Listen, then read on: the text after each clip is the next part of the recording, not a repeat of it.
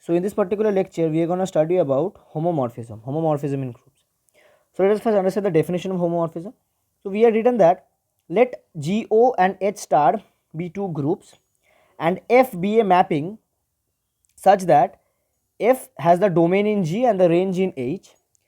Then this mapping can be called a homomorphism if for all A and B belonging to the domain G satisfies the condition f of AOB equals FA star FB. Clear? So this is the condition for a mapping from one group to another group can be called a homomorphism. Okay, let us analyze the equation first. In the LHS we have f of AOB, where the operation used is the operation related to the domain group, and on the RHS we have the operation related with the range group. Okay, so carefully analyze this particular condition for a particular mapping from one group to another group to be called a homomorphism. Clear? Let us understand an example of homomorphism. Suppose we have the function fx equals to a to the power x. This function is a homomorphism from the group z plus, what is z? So z is actually a set of all integers and plus is its binary composition, and from h to g. Okay, what is g? G is the group of all integers except 0. Okay, z0 is all integers except 0, and the operation related to is the multiplicative operation. Okay, now how is this basically a homomorphism? How is this mapping a homomorphism actually? Okay, let me write this in the reverse order. I have written this in the other order actually. So let me rub this portion.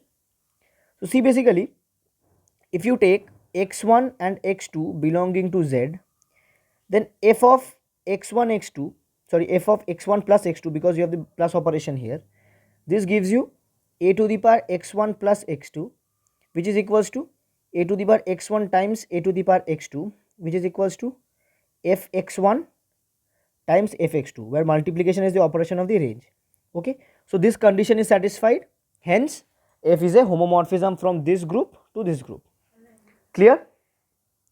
Okay, so now here is a small problem which will help us understand how can we solve the problems on finding whether a function, whether a mapping is a homomorphism or not. So it is written that prove that these two mappings phi1 and phi2 are homomorphisms. Okay, we have been given arbitrary groups R and T. Okay, so basically you can consider this R to be the set of all real numbers. T is an arbitrary group, we are not concerned about T at this moment.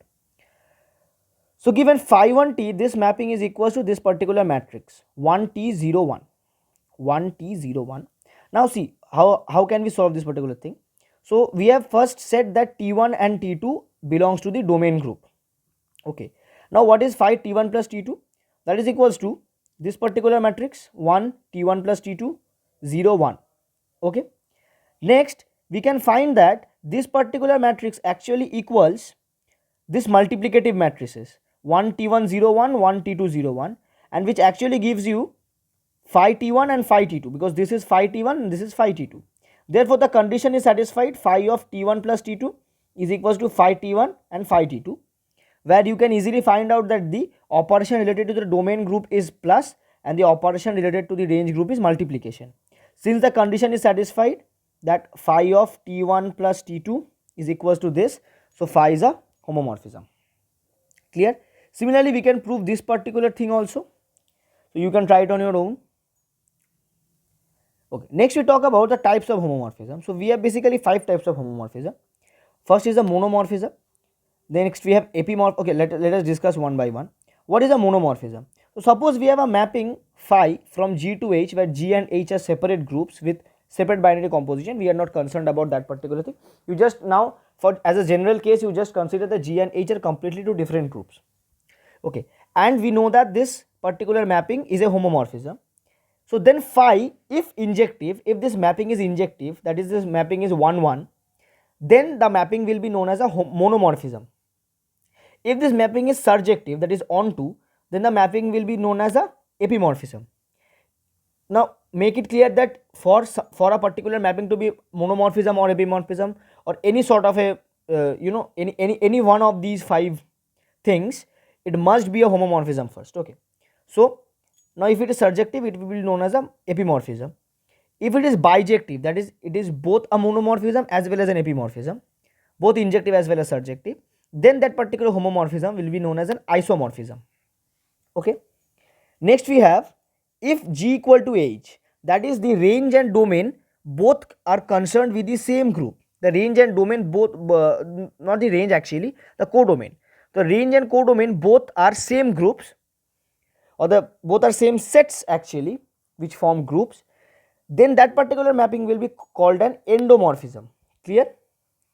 Now if the mapping is an endomorphism plus the mapping is bijection, then that particular mapping will be known as an automorphism. Clear? Okay, let me just give you a chart of these particular things. See, suppose you have a mapping. The mapping is from G to H, and you know that this mapping is a homomorphism. So if this mapping is an injective mapping, then it will be known as monomorphism. If this is a surjective mapping, it will be known as epimorphism. If it is a bijective mapping, it will be known as an isomorphism. If G equal to H, that is the range and code, that is the domain and codomain are same groups, same sets rather, then it will be known as an endomorphism. And if G and H both are same plus the mapping is an isomorphism, then it will be known as an automorphism. Clear? The types of homomorphisms are clear, right? Okay. Okay. Now see what is written. If two groups G and H exist such that the mapping from G to H is an isomorphism, then G and H are said to be isomorphic to each other. Basically, if you have two groups G and H and you have a mapping phi from G to H which is an isomorphism, then G and H, that is the domain and the codomain, they both are said to be related to each other in an isomorphic way, and they are usually known as an basically G is known as the, or the domain is called isomorphic to the codomain. G is called isomorphic to the codomain H. Clear? Clear? And the symbol of the showing the relation of isomorphism is given by this. Okay, this means that there exists an isomorphic mapping phi from G to H. Clear? G to H. Got it? Clear? Okay. Okay. Now we have a particular problem. Show that the set these two groups Z plus, that is the set of all integers, and the binary composition is addition, is isomorphic to the group of all even integers and the binary composition remaining the same, that is addition. Okay. So this is the mapping. You need to assume that phi is a mapping from Z to 2Z such that phi x is equal to 2x. Now why we have considered this? Because you can clearly see that the range is all even integers. The range will always be even integers. So the general way to express even integers is of the form 2x, and the domain are all normal integers, that is odd and even mixed integers. So if we consider some x which belongs to the set of all even integers, then of course 2x will be belonging to all the set of all even integers. That's why we have considered this function phi x equal to 2x. Clear?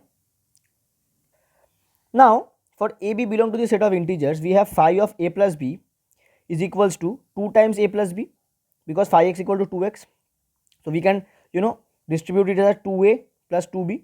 2a is phi a, 2b is phi b. Therefore the condition of homomorphism satisfied, then phi will be a homomorphism. Now what we need to show is that phi is both injective as well as surjective. That is, phi is 1-1 function as well as is an onto function. So how to show that the phi mapping will be a 1-1 function? So we know that for phi to be 1-1 function, phi a equals to phi b must imply that a equal to b. Okay. So we have considered x1 and x2 two integers. So phi x1 equal to phi x2 means that 2x1 equal to 2x2. So by left cancellation law, we can easily cancel out 2 and 2, or we can just normally divide it. We do not need to specify the left cancellation law here, because 2 and 2 both are integers here.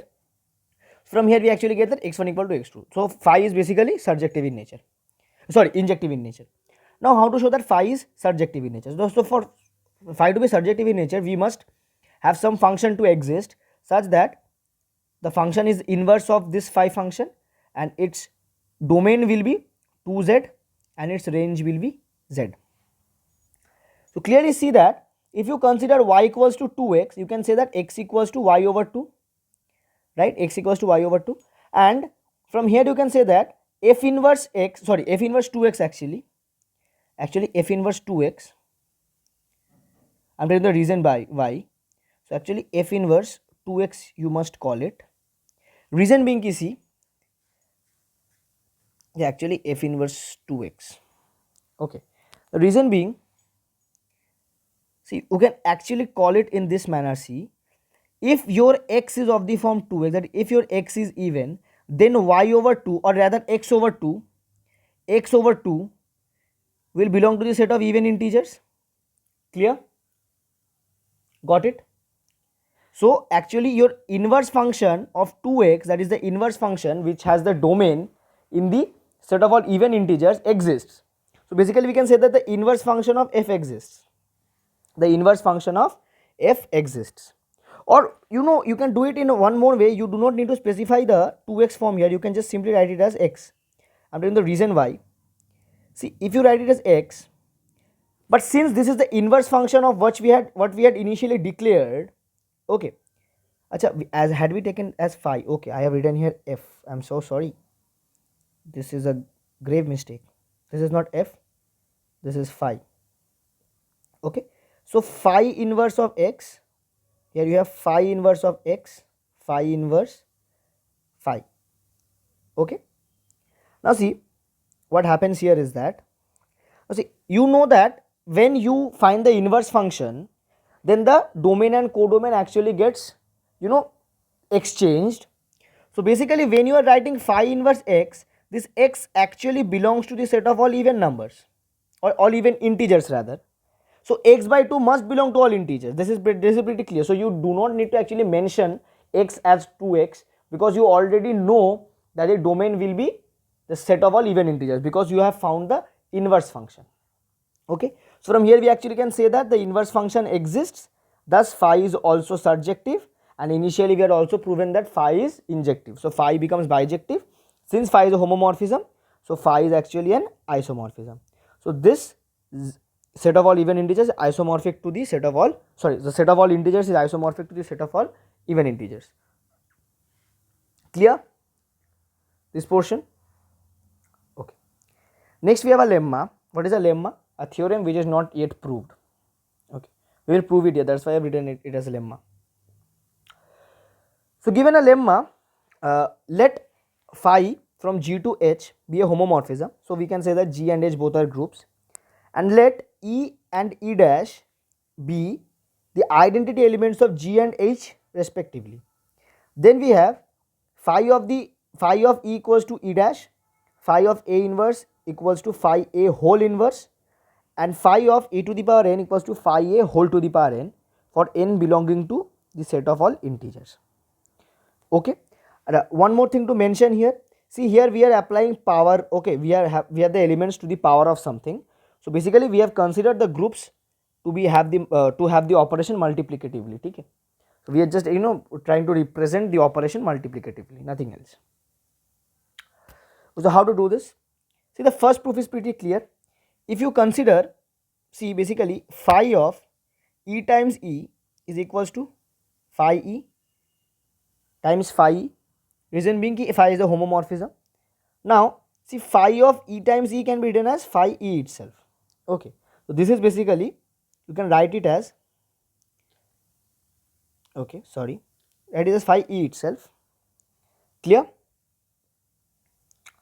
And see, phi E can be written as phi E times E dash, because see, when E belongs to the domain, phi E belongs to the range.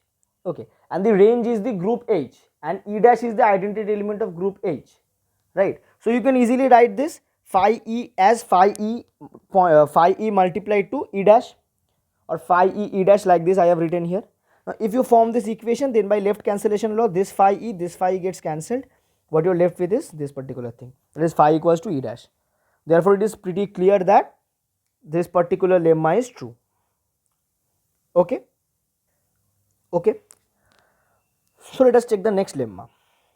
Next lemma says that phi of A inverse equals to phi A whole inverse. So we know that A times A inverse will give you the identity element of G, because A and A inverse both are belonging to the domain G. So if we apply phi on both sides, what do we get? That phi of A times A inverse is equals to phi E. Clear? And phi is equals to your E dash. Now we can use the homomorphism case here to show that phi of A times A inverse is phi A times phi A inverse.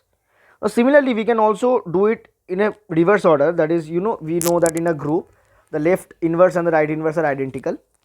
So if we take A inverse times A equals to E, so from here we can actually prove that phi of A inverse times phi equals to E dash. Now if we compare these two things, then we can easily find that phi of A inverse is actually also the inverse of phi A. So from there we can say that phi A inverse is equals to phi A whole inverse. Clear? Okay, so second lemma is also true. The third lemma can also be easily proven by using, you can use here your mathematical induction to prove it. So for n equal to 0 you can easily show that basically we know that these groups are taken multiplicatively, so the identity must be equal to 1. Now if you take n equal to 0, so you will get that the LHS will be phi times 1, sorry, phi of 1, and the RHS will be 1. Now 1 is the identity element of H because it is also taken multiplicatively. So the for n equal to 0 it is true.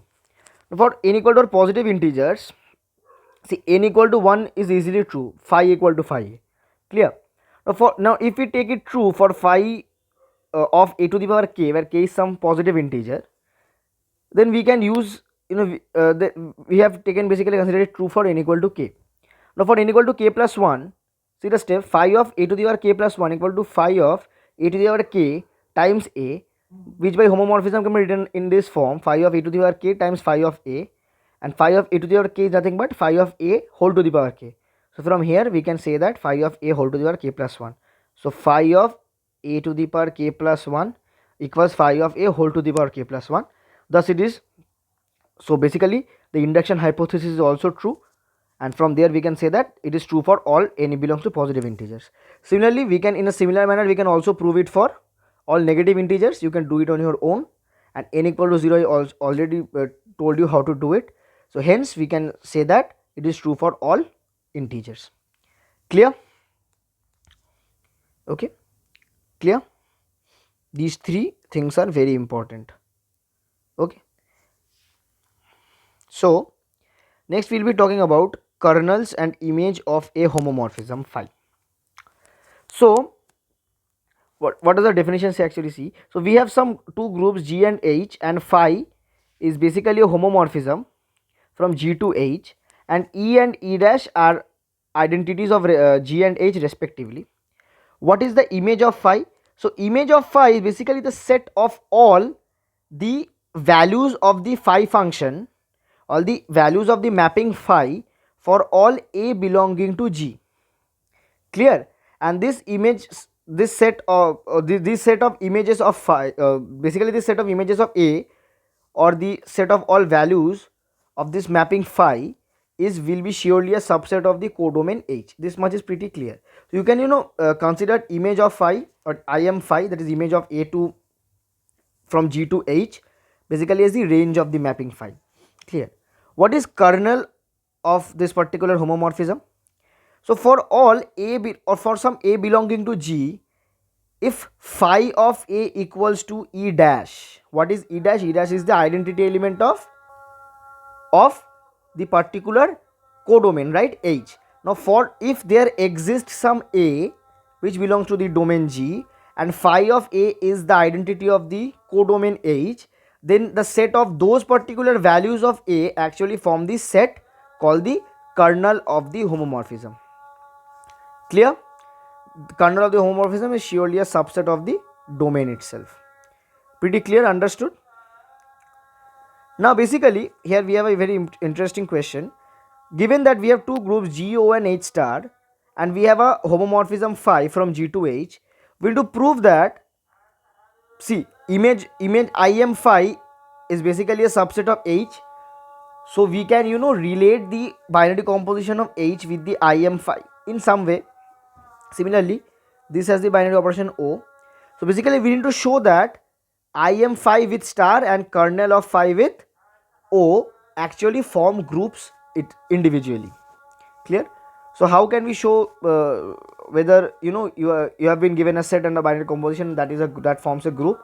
So we need to first show the closure property, then the associative property, then the existence of identity, and lastly the existence of a unique inverse of each element of the particular set. Okay, so first we see the closure property.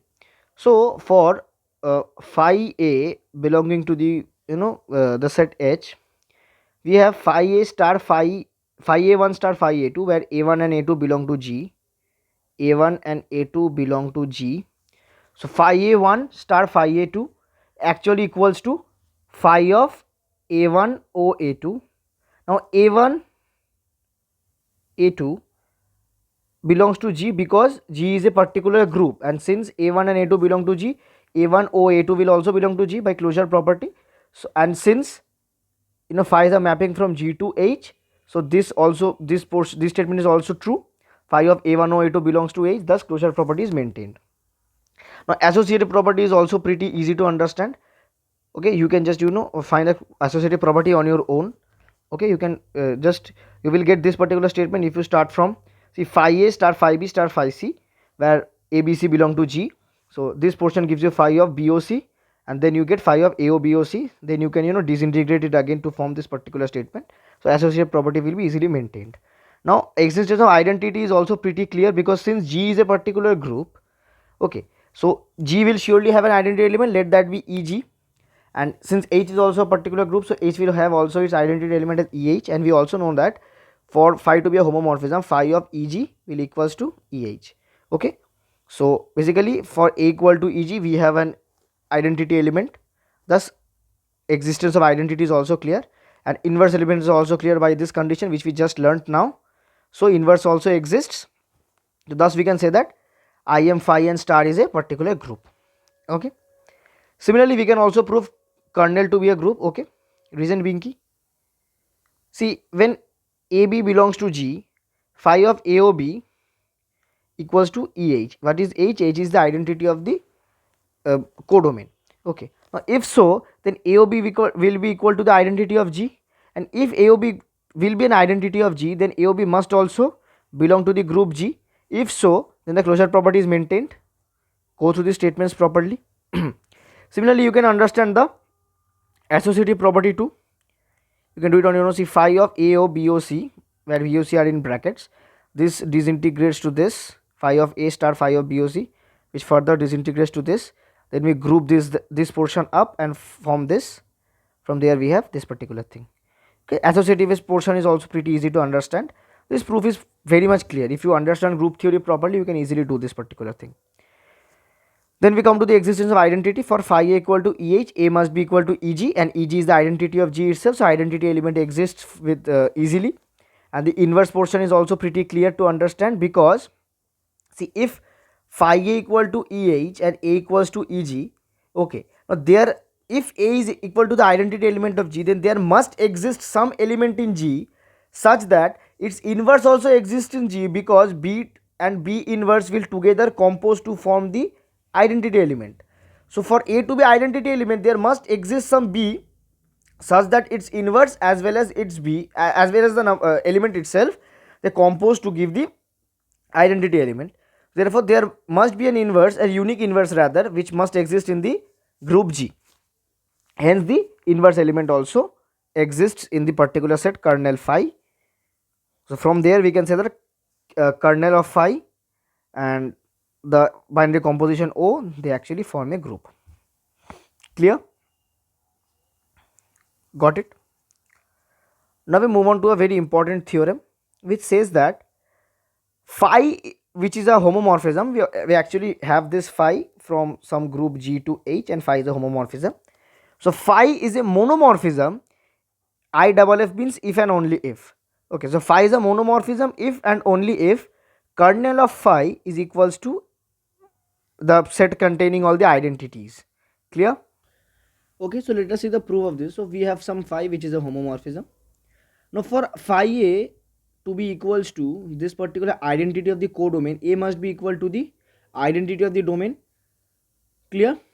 Now if A, now see, this A actually forms the set of the kernel, and A is the identity of the domain. Therefore what happens is that the elements which are contained in the kernel phi set are all actually the identities. So basically the identity itself of the domain is existing in the kernel phi. Only then we can say that the phi is a monomorphism. Clear? Which is a monomorphism? Actually the homomorphism which is injective in nature. Clear? Okay, now this is the first we have this as the if and only if statement, so we need to prove it from both the directions. So this is the first way to prove this. Now we will moving on to the second proof. So now we will be taking phi to be a monomorphism, and from there we will be proving that, okay, we will be taking phi to be injective, and from there we will be proving this particular thing. Okay, see what we have proved in the first case is that, let me make it pretty clear. See, in the first case we proved that if phi is injective, okay, if phi is injective, then this is satisfied. This was the first case. If phi is injective, then this is satisfied, that the kernel phi has the identity elements only. In the next case we will be proving that, okay, I'm sorry, I shifted it. Okay, in the next case we will be proving that if the kernel includes only the identities, then phi is an injective function. Okay, let phi be a homomorphism as it is. EH to be the identity of the element G, I guess. EH to be the identity of the codomain EH to be the identity of the codomain. Now EH is equals to phi of EG, we already know. Now suppose there exists two elements A and B. Okay, there exists two elements A and B such that phi of B times phi of A inverse actually is equals to EH. Okay, there may surely be something like that. Clear? Because if A and B belong to G, then from here what we can say is that phi of A and phi of B, they belongs to H. If phi of A belongs to H, then phi inverse of A also belongs to H. So if so, we can easily form this particular statement. Now if EH equals to phi of B times A inverse, then from here what we can say? From here we can say that B A inverse is equals to EG, right? EH is equals to this. Now we apply the homomorphism statement to show that phi of B times phi of A inverse is equals to phi of B times A inverse. From here we can say that B times A inverse is equals to EG. That means ki A equal to B. That means, see, this actually equals A equal to B. How do we prove injective statements? Considering phi equal to phi B, and from there we actually try to prove that A equal to B. So we have initially considered phi equal to phi B. Okay, now that's why what we did here is that we considered e to the power h is equals to phi B times phi A inverse, because phi equal to phi B. From there we got that. Now we composed it into B times A inverse, then we compared B times A inverse equals to EG, because you already know this from homomorphism, and from there we said that B equal to A. Clear? So basically this mapping becomes injective, and thus phi is a monomorphism. Clear? Got it? So we now move on to some important theorems of homomorphism. The first one saying that if you have two mappings, phi from G to H and F from H to K, both being homomorphisms, then the composition of F and phi from G to K is also a homomorphism. Similarly, if two mappings phi from G to H and F from H to K are isomorphisms, then phi from G to K will also be an isomorphism. If you have phi from G to H is an isomorphism, then the inverse function of phi will also be an isomorphism. Similarly, the identity mapping for G to G, identity mapping is this one, is an identity mapping. Okay, the identity mapping will also be an isomorphism. Okay, from G to G itself will also be an isomorphism. Clear? Got it? Okay, now let's prove each of them. So we have the proofs of 1 and 2. The third and fourth proof are actually corollaries to these, or immediate conclusions to the first two theorems. First one is pretty clear. Let AB belong to the domain G. So f of phi of AB is equals to f of phi A times phi B, that is f of phi A times f of phi B. Thus f is a homomorphism. Because f is a homomorphism, see, f is a homomorphism, that's why we could have disintegrated this into this, right? And if so, then now see, therefore what we can say, that this actually concludes this, or this implies this. That means ki FO5 will be a homomorphism. Clear? Then you have, we will be proving it in the similar way. See, we know that this will be homomorphism clearly, right? So we are not proving the homomorphism case actually. We're just trying to show that this will be an isomorphism. Okay, so considering this equal to this, since phi f is a isomorphism, so f must be injective. So from here we can say that phi a equal to phi b. Since phi is also isomorphism, so a equal to b. Thus f of phi is a injective function. Similarly, the inverse must also exist. Reason being key, since f is surjective, so the inverse of f exists, and also since phi is surjective, the inverse of phi exists. So there is an existence of the inverse function of f of phi. Okay, because phi a becomes f inverse y and a becomes phi inverse f inverse y. So the inverse exists actually, but because a is the actually this. Clear? So from there we can say that inverse function actually exists. Thus f of phi is a surjective function as well, and it is also homomorphism. Thus you have a isomorphism function. Okay, so basically the homomorphism is an isomorphism f of phi. Clear? Now the proofs of the third and fourth theorems are not given here. You can easily prove it yourself using the first and second theorem. Okay, so let us move on to the a very important thing, that isomorphism is an equivalence relation. Okay, how is isomorphism an equivalence relation? See, from the above theorems we got that if G is isomorphic to H and H is isomorphic to K, so G will be isomorphic to K. Okay, thus transitive property is obeyed. If G is isomorphic to H, H will be isomorphic to G from the third theorem. Thus symmetry is obeyed, and G is isomorphic to G from the last theorem, that is the identity theorem, identity function portion. So from here we can say that this is transitive, symmetric as well as reflexive. Thus isomorphic property actually is an equivalence relation. Clear? So we can also say that the set of elements containing all so basically the equivalence classes, okay, equivalence classes of the isomorphic groups basically form the partition of a particular group. Clear? We have learned about the equivalence classes form partitions of a group, right? Okay, so next topic we have is automorphism as a group. What is automorphism? Automorphism is an isomorphism from G to G, right? The domain and codomain are same. So if you have some set as AUTG, what is AUTG? AUTG is actually the set of all mappings which are automorphisms. Okay, set of all mappings which are automorphisms. Now we can easily show that it maintains closure property. So F1 is a mapping from G to G, F2 is a mapping from G to G. So F2 O F1 will also be a mapping from G to G. This is clear, because see, if it is automorphism, then this will be homomorphism. So this portion is easily maintained because F2 O F1 will also be an isomorphism as well. We have learned the isomorphic property from the previous theorem, right? If this is an isomorphism, this is an isomorphism, so this must be an isomorphism.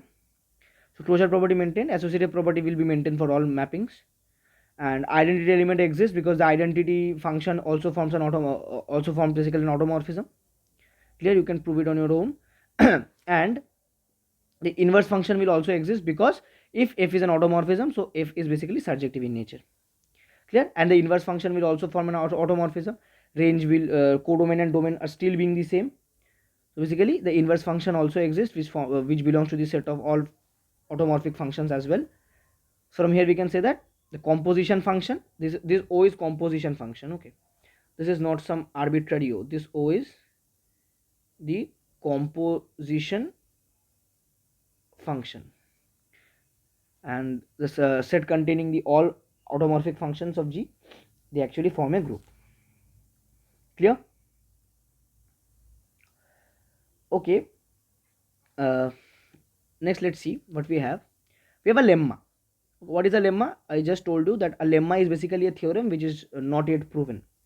So given some G belongs to the capital G, that is some element G which belongs to the domain G, we have a mapping from f of G to G. So this f, if isomorphic, then will be an automorphic mapping as well. So by fa equal to GAG inverse, that is GA, not GOG inverse, this is GAG inverse, GAG inverse. Then F will also belong to the set of all automorphic functions of G.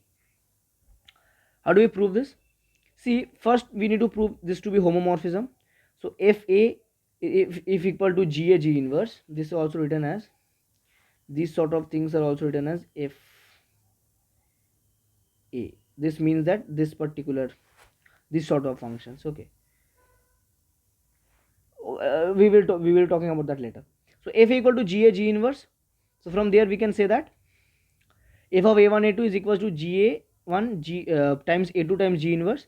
Now this can be separated as ga1 times e times a2 times g inverse, where e is the identity element of g. This can be converted to this ga1 g inverse g a2 g inverse, separated like this, and which forms fa1 fa2. Thus it is an homomorphism.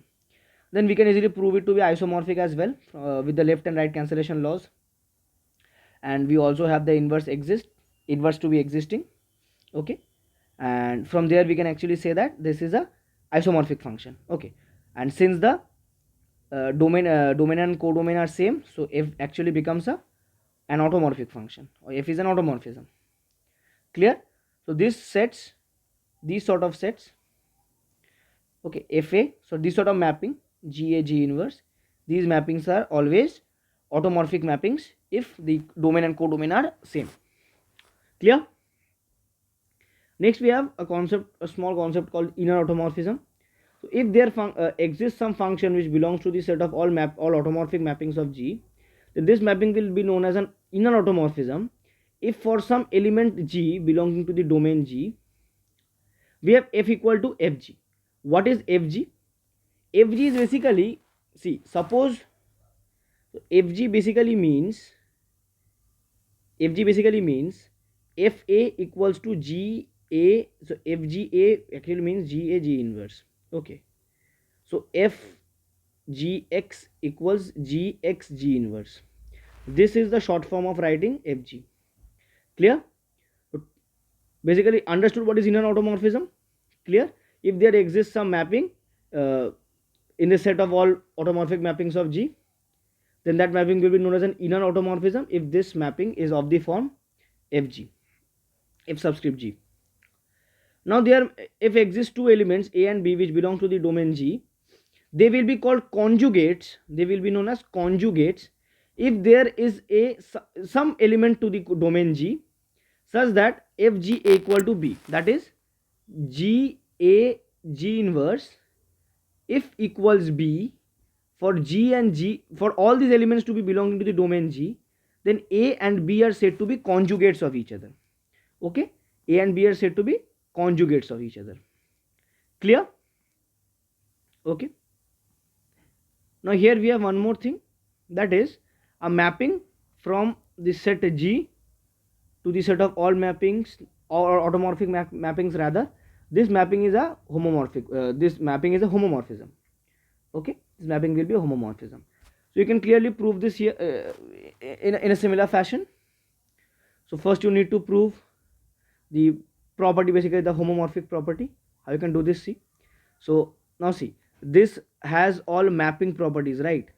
Because AUTG consists of all mappings. So if it consists of all mappings, then the binary operation composed with G, AUTG, must be the composition function. So phi of ABG, ABG means ABG AB inverse. Clear? So phi of ABG is equals to AB times G times AB inverse. From here we can say that phi A, so basically phi AB equals to phi A O phi B. What is phi AB? Phi AB is this particular set ABX AB inverse. Clear?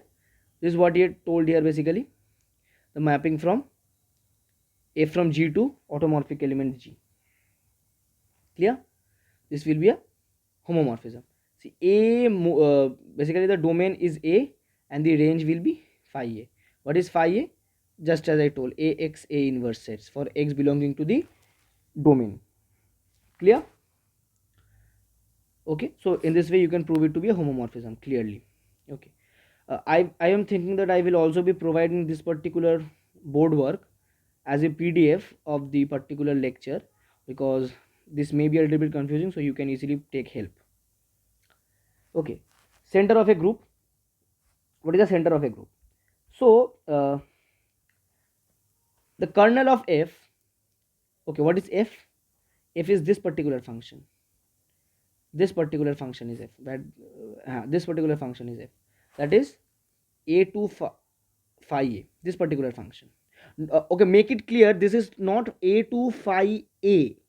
Okay, this is not a to phi a. This is a to phi a. Okay, clear? Subscript a. Okay, this function which has its domain as the elements a and as it has its range in the set of all automorphic functions mappings of G, the kernel of that particular function is basically known as the center of the group. Center of what group? Center of G. Center of the group G. That is the domain of the particular mapping. Okay, and it is represented as ZS. Represented as ZS. Clear? So ZS basically implies to this particular sort of a set where phi subscript a equal to identity element of G. From here we can say AB A inverse, where B is some element to the group G and A is also an element to the group G. So from here we can say that AB equals to BA. Okay, if we take A here, we get that AB equal to BA. So basically ZG, okay, I am sorry here, this won't be S, this will be actually G. This will be actually G. Okay, so ZG is basically set of all elements in G that commute with all the other elements in G. Okay, so if there exists some A, such that AB equal to BA for all B belongs to G, then the set of all these A elements is actually forming the center of the group G. Clear? Got it?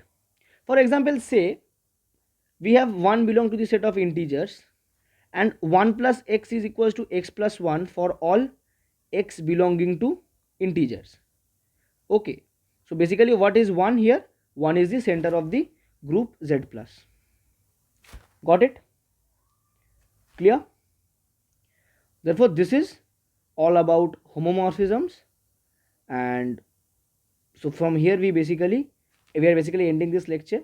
So I will be uploading the PDF of this particular board work in the description box, and we will be coming up with more videos on isomorphism and cosets. So thank you guys, we will be meeting you in the next lecture.